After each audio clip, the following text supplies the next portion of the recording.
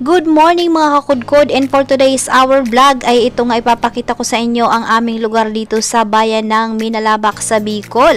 At syempre ito yung isang banda dahil napuntahan na natin nung nakaraan ng kabila.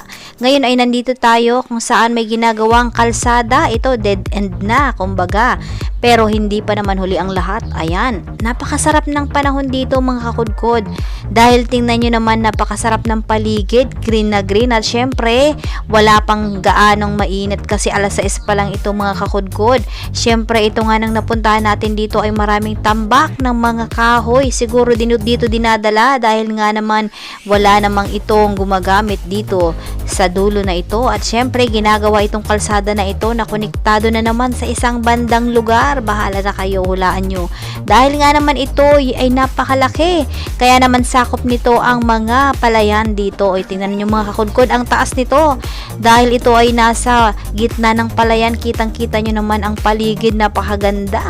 Kaya naman naisipan namin umakyat dito sa tuktok ng bundok na tinambak para gagawing kalsada. Ito nga ang aking tatay at ang aking anak ay kasama ko.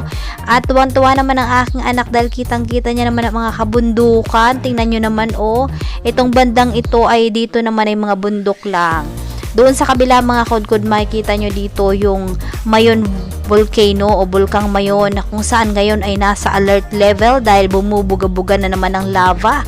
Pero thanks God at safe naman mga kakudkod.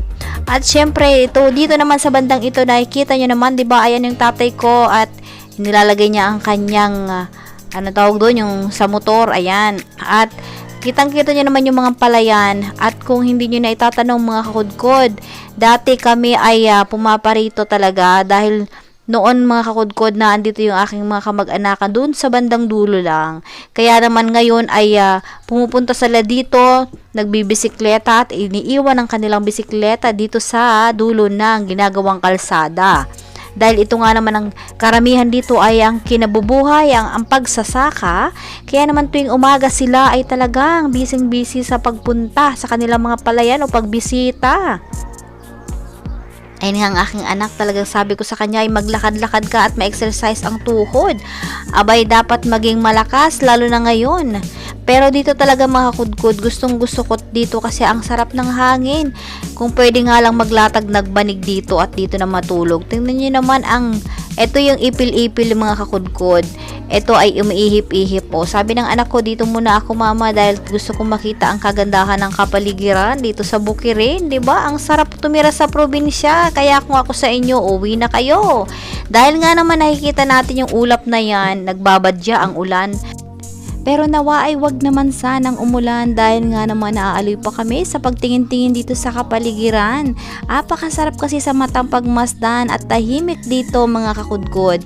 Dahil nga naman tingnan nyo, napakatahimik, ay masarap magmuni-muni. Kaya naman ang aking tatay dyan, tingnan nyo naman tumintingin-tingin pa tingin sa kapaligiran. At syempre pa, kung hindi nyo itatanong, tapos na yan mag-ebs dahil nga naman tahimik, walang tao at meron pang mga tubig-tubig sa bukid, walang papel.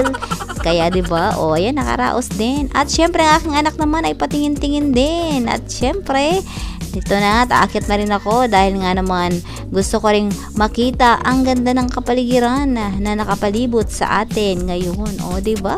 Saan ka pa? Hindi ito matatawaran ang kagandahan na ito. At syempre, ibang-iba pa rin dito kaysa sa mga city. Kaya naman, dito sa atin talagang ito lang ang ating may pagmamalaki dito sa probinsya. Apakasarap ng hangin. Ito yung talagang hindi mo ipagpapalit kahit saan dahil ang sarap tumira sa probinsya, lalo na tuwing summer. Syempre mainit pero kailangan mong lumabas-labas. Ito nga pala yung mga palayan, tingnan nyo naman, talaga nag-uumpisa pa lang yan at katatanim pa lang ng kanilang mga palay. At ito naman yung bandang ito ay merong irigasyon at ang motor namin nagagamitin pag uwi. Ayan, pauwi na nga kami mga kakudkod dahil naisipan namin umuwi. Naalala namin na may pupuntahan pala kami dahil makikifiesta kami sa aming tita. Ayan, diba? Ito masarap talaga sa probinsya dahil pag mayroong mga fiestahan, andun tayo. Pero ako naman mga kakudkod ay bihira lang naman ako makifiesta dahil nga naman hindi naman ako mahilig. At syempre, kung kanino lang ako nakifiesta, syempre kailangan ka mag-anak. Kasi medyo mahihain din naman ang iyong kakudkod, mga kakudkod. Pero pagka marami naman nag-aya, tara, sige na, hala. Gora, 'di ba? O ayan, ang sarap dito. Tingin-tingin na kami dahil pauwi na kami. Ang sarap kasi nakasakay sa motor mga ko dahil ang sarap ng hangin. Humahaplos-haplos sa iyong pisngi, o diba? At syempre, amoy na amoy mo yung simoy ng hangin na may kasamang amoy ng palay o mga tawag dito, yung amoy ng palayan. O ayan. At ang lawak nitong kalsada itong ginagawa na ito mga ko dahil ito ay highway, kaya apat na hilera ito mga kakudkod. Kumbaga, sa right side ay dalawahan at dalawahan din sa kaliwa. O, diba? Naalala ko mga kakudkod nung ako'y bata-bata pa talaga namang grabe ang sakripisyo namin sa tuwing kami ay pupunta sa isang lugar dahil rough road na, talagang kulang na lang ay pagtaniman ng palay. Pero ngayon nakikita nyo naman marami na extension na ginagawa at gagawin pang highway bukod doon sa talagang daanan. Ito nga pala yung palabas na, ayan, papasok na kami doon, pauwi na kami, papunta na doon sa may main road, kumbaga yun talagang daanan. Itong mga kakudkod extension lang to papunta doon sa gagawing malaking kalsada. So ito nakikita natin may mga sapa or ilog yan na pwedeng mawingwit. Ito yung tawag dito, pinag-harvestan ng palay. Ito, mag-harvest pa lang. Nako, saganan-sagana dito sa palayan pag ganitong summer. Dahil tag-harvest or tag-anit ng mga palay. O, ayan, nakita nyo naman, may mangga na naman. Everywhere ay may mangga, mga kakudkod.